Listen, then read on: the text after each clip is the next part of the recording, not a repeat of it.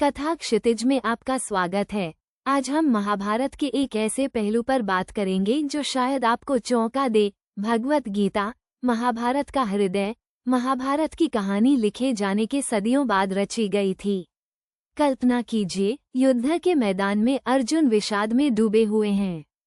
उनके सामने उनके गुरु, उनके रिश्तेदार, वे लोग खड़े हैं जिनसे वे प्रेम करते हैं, और उन्हें इन सभी के विरुद्ध युद्ध करना है।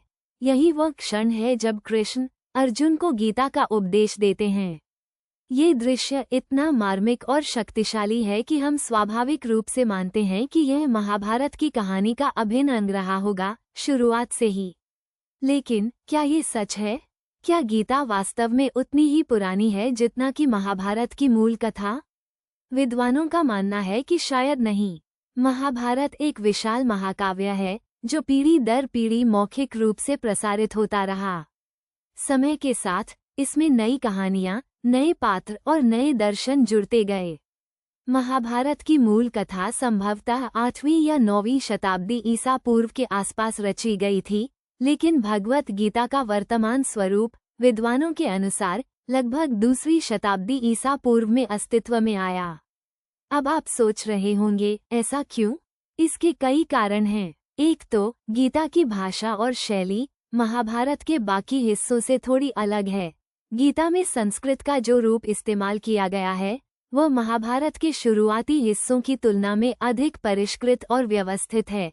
दूसरा, गीता में जो दार्शनिक विचार व्यक्त किए गए हैं वे उस समय प्रचलित दार्शनिक विचारधाराओं से अधिक मेल खाते हैं जो बाद में विकसित हुई। गीता में भक्ति, कर्म और ज्ञान के मार्ग का जो समन्वय है वो उस समय के धार्मिक और दार्शनिक माहौल को दर्शाता है जो उपनिषदों और अन्य दार्शनिक ग्रंथों के बाद विकसित हुआ। तो इसका मतलब ये है कि गीता महाभारत का हिस्सा नहीं है? बिल्कुल नहीं। गीता निश्चित रूप से महाभारत का एक महत्वपूर्ण और अभिन्न अंग है, लेकिन इसे महाभारत में बाद में जोड़ा गया, शायद किसी ऐसे विद्वान या दार्शनिक द्वारा जो महाभारत की कहानी को और अधिक गहरा और अर्थपूर्ण बनाना चाहता था। ये कहानी हमें ये याद दिलाती है कि इतिहास और साहित्य हमेशा स्थिर नहीं होते। वे लगातार विकसित होते रहते हैं, बदलते रहते हैं और समय के साथ नए अर्थ प्राप्त करते हैं। भगवत गीता इसका एक बेहतरीन उदाहरण है।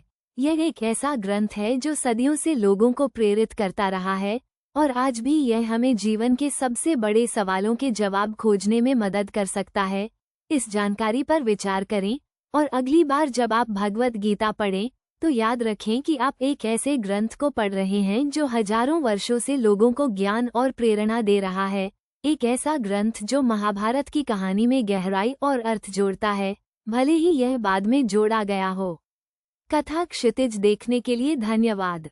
जुड़े रहिए ऐसे ही रोचक तथ्यों के लिए।